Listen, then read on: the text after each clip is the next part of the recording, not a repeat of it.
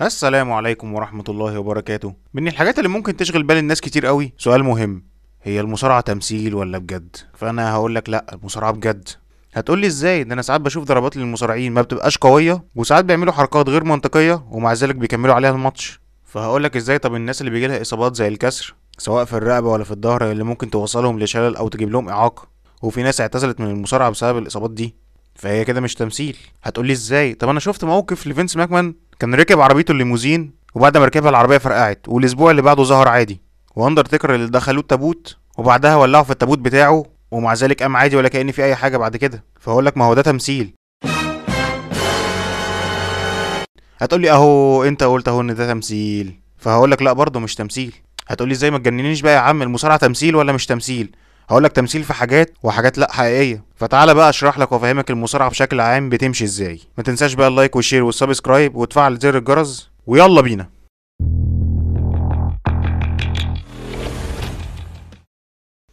زمان وقبل انتشار الانترنت والسوشيال ميديا، المصارعة كان ليها جمهورها بشكل كبير جدا. حتى لو تفتكروا يعني ايام والدي ووالدك وجدي وجدك، ايام شرايط الفيديو بتاعت زمان، وكانت الناس ساعات بتنزل على القهاوي مخصوص بجد عشان يشوفوا مصارعة. فانت هتلاقيهم عارفين مصارعين زي هالك هوجن واندري ذا جاينت والتيميت وورير وماتشو مان راندي سافيج. وبعدها لما جت المصارعة في عصر الاتيتيود ايرا، الجيل اللي بدأ فيه ظهور جون سينا وراندي اورتن وباتيستا وبروك ليسنر واندرتيكر اللي كان موجود من التسعينات بس كان اتشهر كمان اكتر في الوقت ده، وكمان الكابتن ممدوح فرج الله يرحمه اللي كان له دور كبير جدا ان هو ينشر المصارعه كمان اكتر في الدول العربيه. فالمصارعه ليها شهره كبيره جدا زمان. يعني حتى لو تسال الناس كلها دلوقتي تعرف مين مصارعين، هيقول لك باتيستا وجون سينا وستيف اوستن وزاروك، الناس القديمه. تيجي تكلموا على مصارعين دلوقتي هيقول لك ما يعرفش، لان المصارعه الوقت الحالي مشاهداتها قلت وكمان اتظلمت، لانه بعد ما انتشر الانترنت بشكل كبير والسوشيال ميديا ظهرت بعض الناس المحنكين اللي قاعد يجيب لك فيديوهات وغلطات للمصارعين على الحلبه وقال لك بص الحق دول تمثيل، وكان مجمعهم لك كده في فيديو. ودي من ضمن الحاجات اللي اثرت بشكل سلبي على المصارعه. لكن في ناس لسه ما زالت بتحب المصارعه وبتتابعها ولا فارق معاها الكلام ده، بس بسبب الناس المحنكين والفيديوهات اللي هم مجمعينها والكلام اللي بقى واسع اكتر على السوشيال ميديا،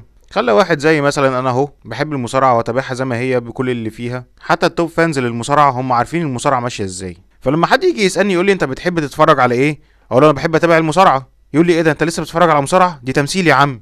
ببقى عايز اقول له ياه انت فعلا انقذت حياتي، صدق حياتي بقت اجمل بكتير. انا حسيت فعلا بالتغيير.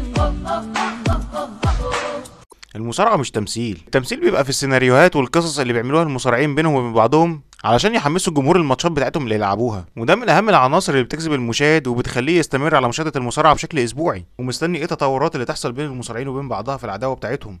لكن من ناحيه الضربات، الضربات حقيقيه.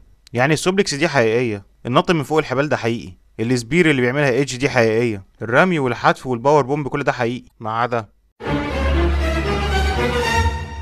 ضربتين بس هما اللي مش حقيقيين. اول واحده وهي الضربات المباشره في الوش، لانها اصاباتها كتير وكفيله انها تخلي المصارع يغمى عليه والماتش يبوظ. يعني مثلا عندكم مثال واحد زي بروك ليسنر، يعني واحد بالجسم ده والدراع ده لما يدي بوكس لحد هيجرى له ايه؟ يعني البوكس المباشر منه كفيله يطير سنان يطير مناخير. ده حتى لما جه في ماتش قدام برون سترومان عشان كان متضايق منه بسبب الغلطه اللي عملها معاه وراح مديله بوكس حقيقي في وشه، برون سترومان الضخم وقع على الارض على طول. ولما جه في عرض سمر سلام 2016 في المواجهه بتاعته قدام راندي اورتن، لما اتعصب بروك ليسنر وفضل يضرب راندي اورتن مباشر على وشه، راندي اورتن دماغه كلها جابت دم. فما تنفعش الضربات المباشره على الوش. يعني مثلا بصوا اللقطه دي لسامي زين وكيفن اونز وهما بيضربوا بعض بالبوكسات، هتحسهم ان هما بيلطشوا لبعض عشان ما ينفعش حد فيهم يستخدم قوه مفرطه او ضربه مباشره، لان كده الماتش يبوظ. عندكم مثال مثلا زي اللي في اليو اف سي والام ام اي، عشان بيلعبوا الماتشات بتاعتهم بيوجهوها بضربات مباشره، هتلاقيهم مخلصين الماتش ووشهم ضايعين. ايه ده يا ساتر يا رب، بصوا مفيش وش خالص، تحسوا مناخيره جت مكان ودنه، تحسوه مش شايف اصلا كمان. وخد عندك بقى 3 4 شهور بقى عقبال ما يخف من الاصابه دي ويرجع يلعب تاني. والضربه التانيه اللي مش حقيقيه واللي هي اللو بلو او بمعنى الضربات اللي تحت الحزام،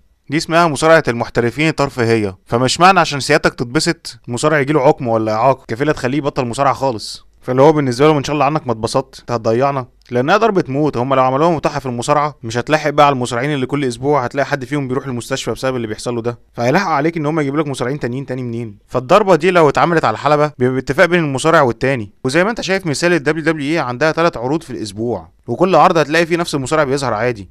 لانه من فنون المصارعه والاحترافيه الشديده انك تضرب المصارع اللي قدامك وتبهدله ضرب ومع ذلك تكون محافظ عليه من الاصابات، على عكس اليو اف سي زي ما قلت لكم هناك بيطول من 3 ل 4 شهور او اكتر كمان عقبال ما يأهل نفسه لماتش جديد. فانت في الدبليو دبليو اي لما تعمل حاجه زي كده والمصارع يغيب عنك اللي انت متابعه بشكل اسبوعي، فهتستفيد ايه مثلا لما تشوف راندي اورتن بيلعب لك كل 6 شهور مره ماتش؟ هتزهق طبعا يعني. فالاصابات اللي بتحصل على الحلبه دي بتبقى غير مقصوده اصلا، لان كل الضربات التانية غير اللي انا قلتها كلها حقيقيه. اصل ما تقنعنيش ان نقطه شين ماكمان العاليه دي تمثيل، ولا السوبلكس بتاع دين امبروس وسيس رولانز من فوق السلم ده تمثيل، والا ما كناش شفنا اعتزالات زي بتاعت ايدج ودانيال براين اللي جابت لهم كسور في الرقبه واللي جاله ارتجاج في المخ. لكن غير كده التمثيل زي ما قلت لكم في السيناريوهات، زي سيناريو براي وايت لما كان عامل شخصيه ذا فيند وكان بيخوف سيس رولانز ويخوف المصارعين اللي بتلعب قدامه، ولا قصص مصارعين الصحاب اللي فجأة بقوا أعداء زي قصة فريزا شيلد، ولما سامي زين قلب على رومان رينز، ولما يعملوا لك سيناريو المصارع اللي عايز يحقق هدفه يوصل للألقاب ويقفلوا ناس زي المديرين زي فينس ماكمان ويحطوا في كذا ماتش ويصعب مثلا عليه الدنيا. كل دي فعلا قصص وسيناريوهات علشان تفضل منجذب ومتابع فعلا العرض بشكل أسبوعي